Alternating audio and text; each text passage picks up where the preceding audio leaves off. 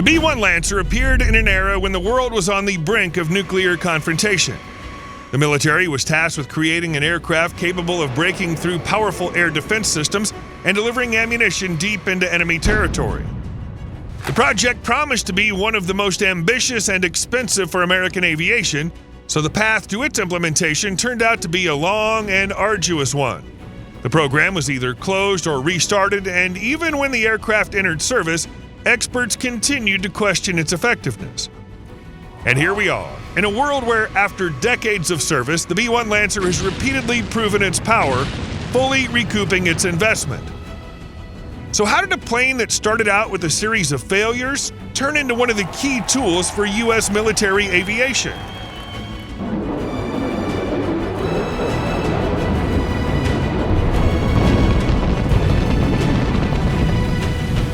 The B-1A program dates back to the early 1960s. Shortly after the downing of the Lockheed U-2 Dragon Lady paralyzed the U.S. intelligence community, forcing changes in policies, procedures, and safety protocol. Although it was initially believed that by creating a new bomber that combined the payload and range of the legendary Boeing B-52 Stratofortress with a maximum speed of Mach 2 like the Convair B-58 Hustler, the United States would make it impossible for the USSR to intercept such an aircraft.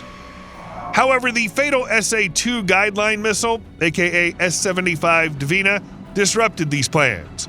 Having assessed the risks of enemy surface-to-air missiles, the United States began to transfer bombers to low-altitude penetration. This was even before the U-2 got shot down. This approach greatly reduced the detection range of radars by using terrain masking. Pilots exploited terrain features such as hills and valleys where the line of sight from the radar to the bomber could be repeatedly disrupted, preventing the radar and its operators from seeing the aircraft. Additionally, random reflections from the ground and other objects only served to further exacerbate the ability of the radars of that time to detect the enemy on their territory. Thanks to all of the above, air defense systems became many times less effective against low-flying aircraft. The B-52, for example, was never intended to perform low-altitude missions, but its flexibility and huge fuel capacity allowed it to adapt to low-altitude work over a long period of time. And the large airframe only added maneuver for installing improved radar jamming and deception systems to combat enemy radar. However, the B-52 was still not ideal for low-altitude roles. The U.S. Air Force needed a strategic penetration aircraft. The first study of such a device, the subsonic low-altitude bomber, SLAB, was completed in 1961, leading to the development of a design more reminiscent of an airliner than a bomber, with large swept wings, a T-tail, and huge high-bypass engines. It was followed by a similar project, Extended Range Strike Aircraft, URSA, which added a variable sweep wing. It became a hit in the aircraft industry. URSA required the aircraft to have a payload of 10,000 pounds and a range of more than 10,000 miles. Of these, 2,900 miles were flights at low altitudes. All these desires came to a head by 1963, becoming the Advanced Manned Precision Strike System, AMPS project, which led to industry research at Boeing, General Dynamics, and North American. In the following year, the U.S. Air Force revised the requirements, renaming the concept Advanced Manned Strategic Aircraft, AMSA, which differed from its predecessor in the requirement for high-speed, high-altitude flight, taking into account the similar capabilities of the already existing F-111 Aardvark Mach 2 bomber. By the time the concept was renamed, even the experts themselves jokingly noted that AMSA was America's most studied aircraft. Secretary of Defense Robert McNamara still preferred intercontinental ballistic missiles, ICBMs, believing that a new expensive bomber was not what the U.S. needed. Therefore, starting in 1964, he limited the AMSA program to component research and development, and in 1968, he again vetoed funding for the AMSA aircraft development. But President Richard Nixon reinstated the AMSA program soon after taking office, in keeping with his own administration's flexible response strategy, which called for a wide range of options, short of an all-out nuclear war, of course. Nixon's Secretary of Defense Melvin Laird reviewed the programs, subsequently reducing the number of FB-111s that didn't have the required range, and advised the military to speed up research into the AMSA design. So after a series of disagreements, in 1969, the program finally acquired an official name, B-1A, and the Air Force published a request for proposals from Boeing, General Dynamics, and North American Rockwell for the future bomber. In 1971, after reviewing the layout, North American Rockwell received 297 requests for design changes due to non-compliance with specs and desired improvements for ease of maintenance and operation. A separate problem was inflation, due to which the estimated cost of one such aircraft soared from $40 million in 1970 to $70 million by 1975, which is why President Carter ordered a review of the entire program. A significant reason was also that he was told about work on a stealth aircraft, the active development of which the president considered a better idea than continuing work on the B-1.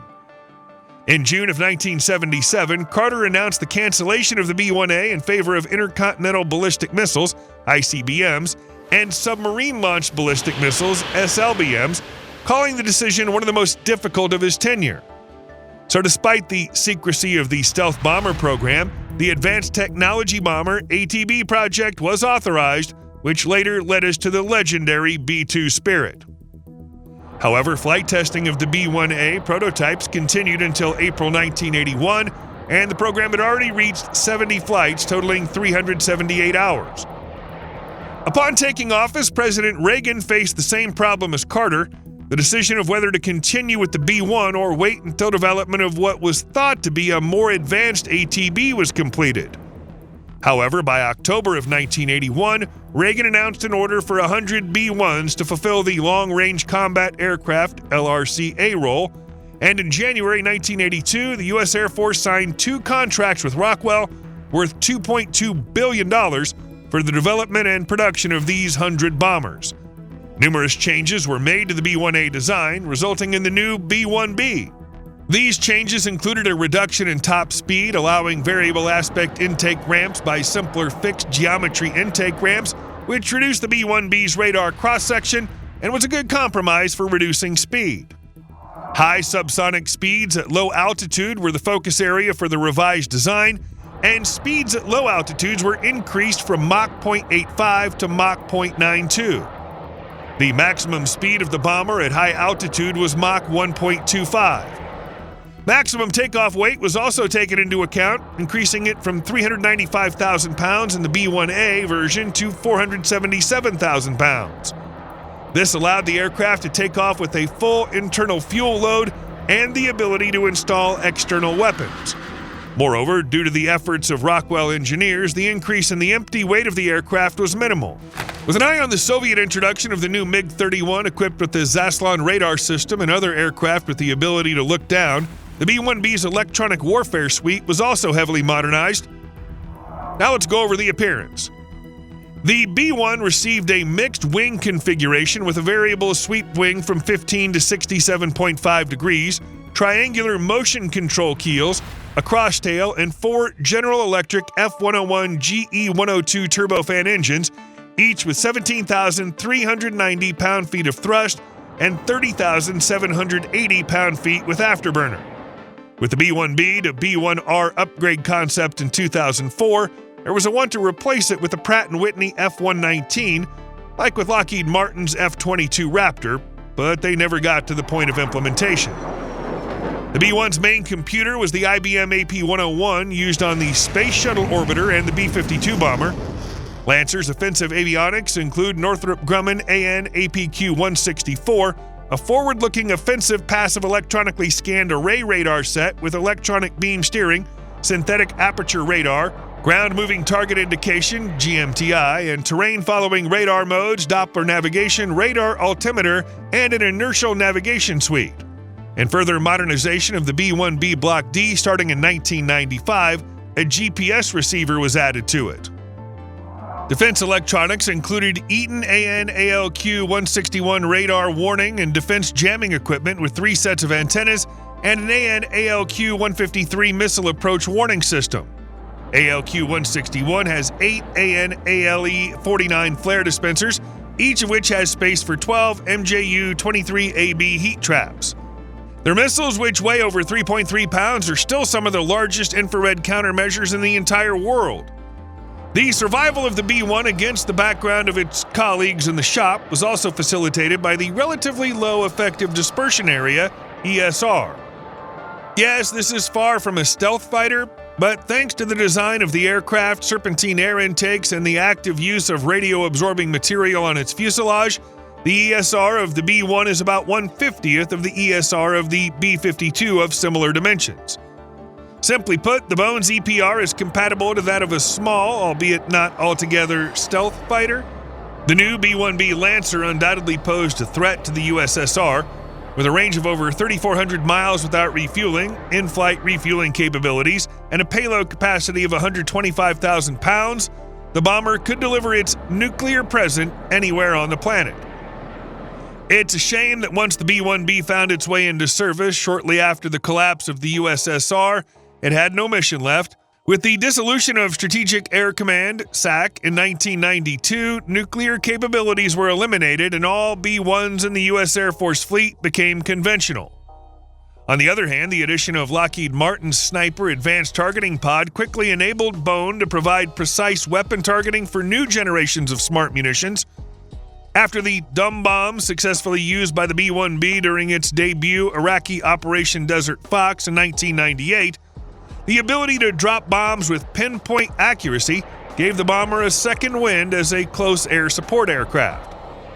Huge fuel reserves and no less impressive carrying capacity made it an unexpected hero in combat operations in the vastness of Iraq and Syria. It could circle a target for hours, providing real-time reconnaissance to headquarters and troops on the ground, and then use relayed targeting data from ground troops or its own sniper pod to accurately drop thousands of pounds of ordnance onto enemy positions. Although the ability to carry external weapons was part of the B-1's plans back during the Cold War, this idea was quickly abandoned in accordance with the START Strategic Arms Reduction Treaty. However, this capability has recently been restored with a focus on airlifting up to a dozen additional AGM-158 Joint Air-to-Surface Standoff Missile, JASSM, subsonic cruise missiles, or AGM-158C long-range anti-ship missile, LRASM, derivatives, in addition to 24 more of any of these weapons that fit into the internal bomb bays of Bone. Thus, a total of 36 cruise missiles. The ability to carry such a large number of LRASM will make the B-1 equipped with load-adaptable modular pylon a particularly powerful and unpredictable weapon in any potential campaign against PRC naval forces in the Asia-Pacific theater. As for hypersonic weapons, whose dimensions are still quite impressive for fighters, the Lancer's external carrier is also important. For example, the B-1 can carry up to 12 hypersonic attack cruise missiles, HACMs, with an operational range of 1,000 miles and a maximum speed of Mach 8, currently under active development. Previously, this list also included the AGM-138A Air-Launched Rapid Response Weapon, Arrow hypersonic missiles, the plans for which were canceled by the U.S. Air Force in March of 2023. In fact, if the U.S. Air Force manages to equip its fleet of remaining 45 Lancer bombers with enough missiles and obtain sufficient government funding, it'll have one of the most powerful combinations of conventional weapons systems in history. Think about it.